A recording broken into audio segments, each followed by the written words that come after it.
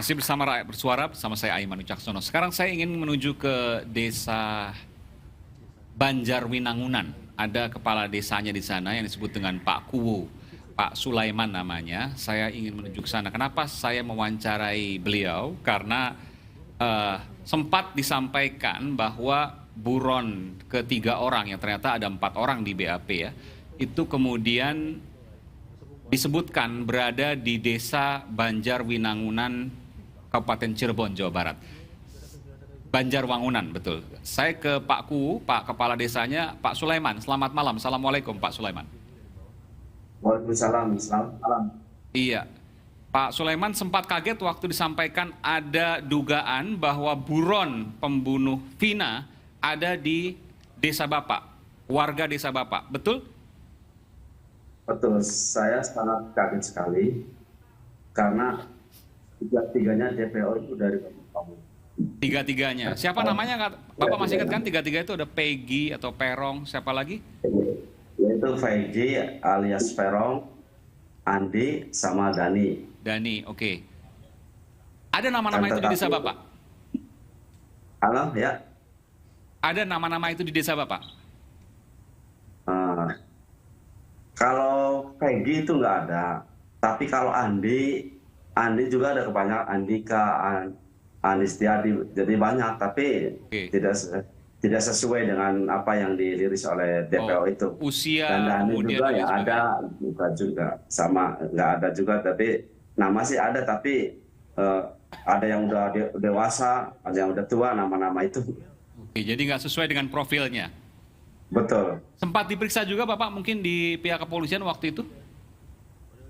Kalau diperiksa itu nggak, cuma dari kepolisian, dari Babinsa, Babinkam, sama Babinkamtibmas dari ya? petugas desa juga langsung ngecek ke nama itu, tapi tidak sesuai juga.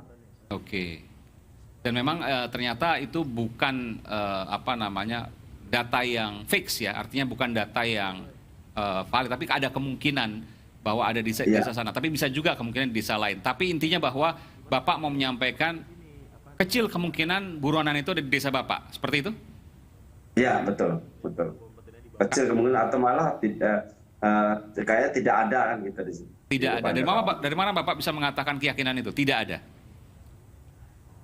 Karena satu juga alamatnya juga nggak jelas, nggak ada foto juga, dan sampai saat ini udah 1 minggu tidak ada titik terang juga, nggak, ini belum ada kabar yang signifikan. Terus ini juga yang termasuk Peggy juga, itu kan di saya juga ada Egy Setiawan, Egy Saputra juga, tapi ya nggak ada semua kan gitu. Usianya tidak masuk, karakternya tidak masuk. Iya, usianya juga jauh. Usianya sekarang cuma 23 tahun. Oke, ya, ya. Berbeda. Kalau sekarang harusnya 30-an tahun tuh Pak ya, karena 8 tahun lalu. Baik, baik. Jadi apa yang mau disampaikan Bapak ini untuk sekaligus klarifikasi nih Pak kepada seluruh publik dimanapun berada? Ya, intinya kami selaku kepala desa membantu, ya, siap membantu kalau memang diperlukan dari pihak kepolisian, baik untuk mencari atau apa kan.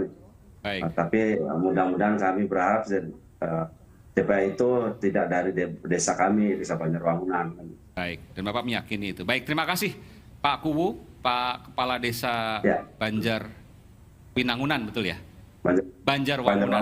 Banjarwangunan di Kabupaten Cirebon, Jawa Barat. Terima kasih, selamat malam, sehat selalu Pak. Baik. Masih ada keluarga, nanti saya akan. Ya, terakhir saya ingin ke keluarga dulu sebelum saya ke Bung Reza. Bapak Ibu masih berada di sana. Saya minta satu aja terakhir, apa yang Bapak Ibu ingin sampaikan? Silakan Bapak Ibu. Kami ingin anak-anak kami bebas, Pak. Karena mereka itu salah tangkap. Baik. Dan alhamdulillah di wilayah kami juga percaya bahwa mereka itu bukan pelakunya. Jadi mohon kasihani mereka. Mereka hanya kuli bangunan, yang nggak punya orang tua, nggak punya motor.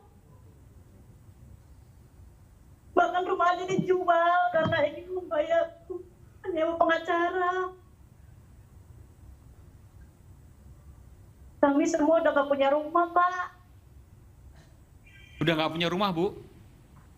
Iya, anak-anak kami itu udah nggak punya rumah karena rumahnya dijual semua buat biaya, karena kami tahu mereka itu nggak bersalah. Maksudnya rumah ibu dijual, rumah orang tuanya mereka ini? Rumah anak-anak itu dijual, Pak, Oke. buat Oh, anak-anak itu sudah punya rumah sendiri gitu maksudnya, Bu ya? Dan itu dijual untuk biaya proses hukum kemarin? rumah orang tuanya. Oh, rumah orang, ya artinya rumah ibu dong, Bu? Atau salah beberapa yang lain maksudnya? Iya. Ya, Siapa yang sudah dijual rumahnya? Boleh? ini Kalau saya, Pak, udah dijual. Ibu Jadi sekarang saya- kontrak? Bukan, ikut ibu saya. Oke. Sekarang. Siapa lagi mungkin?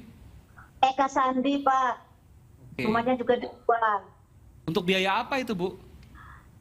Pengacara, Pak. Pembelaan, Pak, karena anak kami kepengen dibela. Ada yang bela. Baik. Biaya pengacara maksudnya gimana, Pak? Baik, terima kasih. Jadi sebelum kami ditunjuk sebagai lawyer, setelah dilimpahkan perkara ini ke Polda Jabar, memang sudah bersiliuran orang yang mencoba menolong mereka. Nah itu, Oke, jadi ada beberapa pengacara sebelumnya maksudnya, Pak? ya, Kalau Bapak sendiri, kami enggak. Sama Kami sekali. ketika mereka di Polda Jabar baru kami. oke. Baru kami ditunjuk sebagai kuasa hukum. Jadi untuk Pak Yogi ini sama sekali nggak ada biaya ini, Bu, Pak? Enggak. Oh, yang sebelum-belumnya maksudnya ini ya, sampai jual rumah itu. Ya, iya. Berapa jual rumah itu waktu itu? Berapa sih? Cuma 8, berapa? Ada berapa? 50? 80, 80 ada yang juta. Oke. Ya, sekitar puluhan juta lah ya waktu itu ya. iya. Baik, baik. Baik, Bapak Ibu, terima kasih sekali lagi. Dan tentu Bapak Ibu tetap punya hak untuk Pak, Pak, mengajukan PK ya, peninjauan kembali lewat Pak Yogi nanti dibantu. Ya, Pak. Baik. Pak. Ya, silakan. Dan Ada yang mau disampaikan, silakan. Ya kan secara logikanya gini Bang, karena kan posisinya kan waktu malam kejadian itu kan posisinya kan beda, bukan di tempat kejadian. Posisinya kan di rumah Pak RT tidur sampai Iya, Pak. iya. Ya Pak, tadi sudah disampaikan. Nanti kita akan bahas juga soal itu. Terima kasih. Baik Bapak Ibu, sekali lagi terima kasih. Sekali lagi terima kasih telah bergabung bersama kami di Rakyat Bersuara. Sehat selalu dan tentu sekali lagi Bapak Ibu semua punya hak untuk kemudian melakukan peninjauan kembali nanti di tahap berikutnya, proses hukumnya. Baik, terima kasih. Salam sehat selalu untuk Bapak Ibu semua. Terima kasih. Assalamualaikum warahmatullahi wabarakatuh. Ya. Saya ke Bung Reza ya. Ini mohon maaf Bung Reza, jadi terdorong jauh. Tapi ada positifnya juga. Kenapa? Karena Bung Reza adalah seorang psikolog forensik yang kemudian setelah mendengarkan ini, saya sendiri banyak data baru kemudian yang saya tangkap. Sebagai psikolog forensik saya ingin tanya ke Bung Reza, makin bingung nggak dengar semua ini? Makin banyak data baru, makin banyak fakta baru yang kemudian secara logika mungkin, lalu gimana ya kasus ini? Silakan. Memang ada kebingungan, tetapi kebingungan itu mudah-mudahan bisa saya sistematisasi sehingga Oke. sudah. Jadi sempat bingung setelah mendengarkan jelas, ini? Jelas, tapi saya sistematisasi, kemudian kemarin atau bahkan sejak 2-3 hari lalu, saya mengambil inisiatif untuk menghubungi Komisi Yudisial, kemudian juga Posko Presisi Mabes Polri, Ya. Kompolnas, untuk paling tidak memberikan masukan konstruktif kepada mereka tentang bagaimana eksaminasi itu barangkali sepatutnya dijalankan. Boleh diberikan informasi apa? Masukan apa yang seorang Reza Indragiri berikan kepada Baik. Kompolnas, Komisi Yudisial, Presisi Polri, Poskonya? Kasih saya kesempatan bicara, jangan dipotong dulu ya. Silakan. Supaya terutama keluarga di Cirebon tidak salah paham. Ya. Begini, ketika saya menyimak narasi tentang sekumpulan anggota geng motor melakukan penganiayaan, pembunuhan, dan ruda paksa, naik pitam saya. Tapi betapa kecewanya saya ketika menyimak bahwa ternyata putusan hakim tanda petik hanya seumur hidup. Hanya seumur hidup. Dan saya semakin perih karena dalam satu kesempatan forum bincang dengan di Reskrimum Polda Jabar beberapa hari lalu, di situ juga ada Pak Yogi dan ada Bu Titin. Saya tanya kenapa hal ihwal terkait dengan perkosaan tidak Bapak sebut. Lalu beliau katakan, satu, karena tidak dilakukan uji DNA, dan yang kedua, karena pelaku tidak mengakui perbuatannya.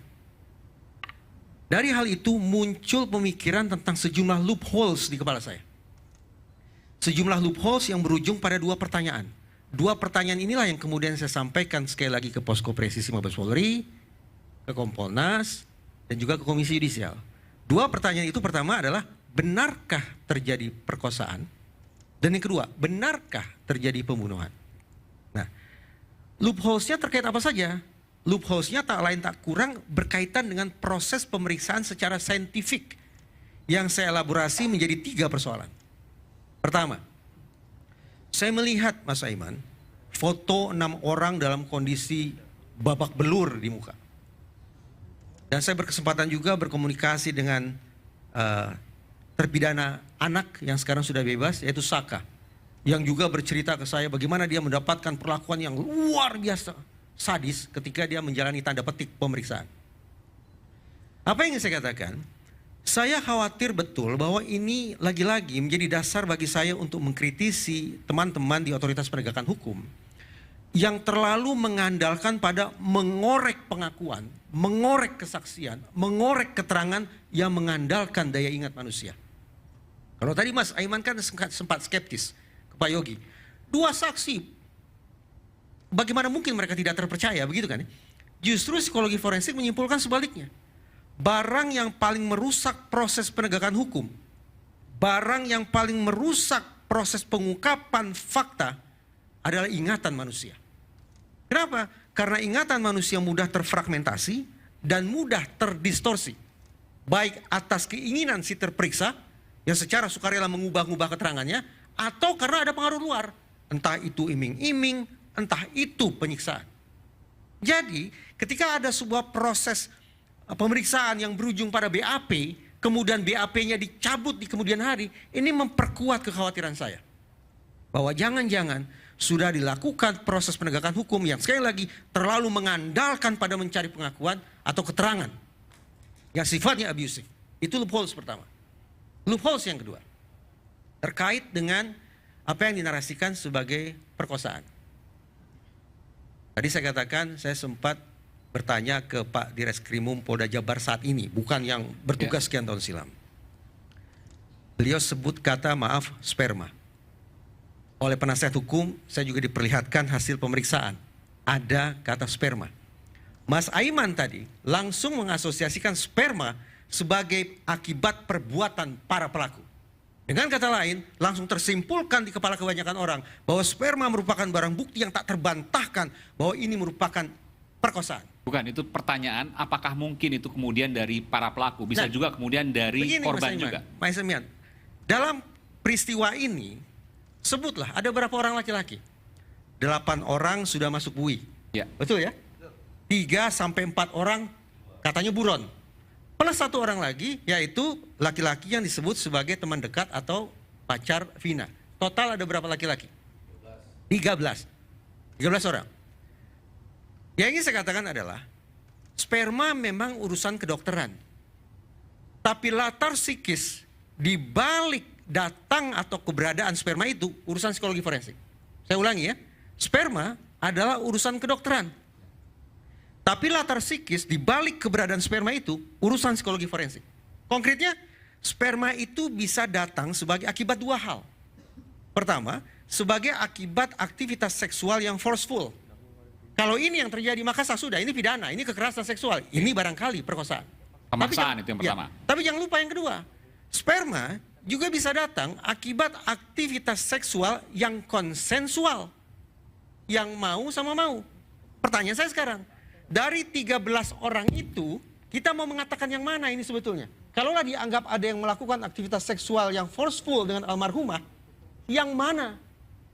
Dan sebaliknya, kalau kemudian kita berandai-andai bahwa sperma ini adalah akibat dari sebuah aktivitas seksual yang konsensual, maka mitra seksual almarhumah yang mana?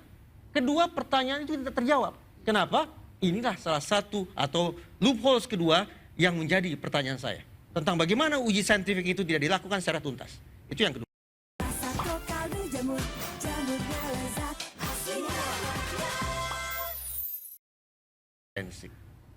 Kenapa? Karena mereka lah yang punya otoritas untuk membaca, kemudian membuat tafsiran dari sudut pandang kedokteran tentang apa yang terjadi pada tubuh almarhumah Vina dan almarhum Eki. Karena saya tidak punya otoritas di situ, maka saya hanya akan katakan sederhana begini. Mari kita bandingkan antara hasil otopsi dengan tuntutan jaksa. Kita bandingkan ada kesamaan atau justru berbeda satu sama lain trauma yang tercantum di dalam hasil otopsi dan trauma yang tercantum di dalam tuntutan. Sekiranya ada yang bersedia untuk membacakan kedua berkas tersebut, mudah bagi kita untuk mengulasnya. Tapi sekali lagi, ini barangkali PR bagi rakyat bersuara untuk mengecek apakah sama ataukah berbeda antara trauma yang tercantum di dalam hasil otopsi dan trauma yang tercantum di dalam tuntutan. Kalimat saya hanya sampai di situ, tapi yang ingin saya tegaskan adalah ini merupakan loopholes ketiga yang saya baca berdasarkan pemikiran saintifik yang coba saya terapkan dalam kasus ini.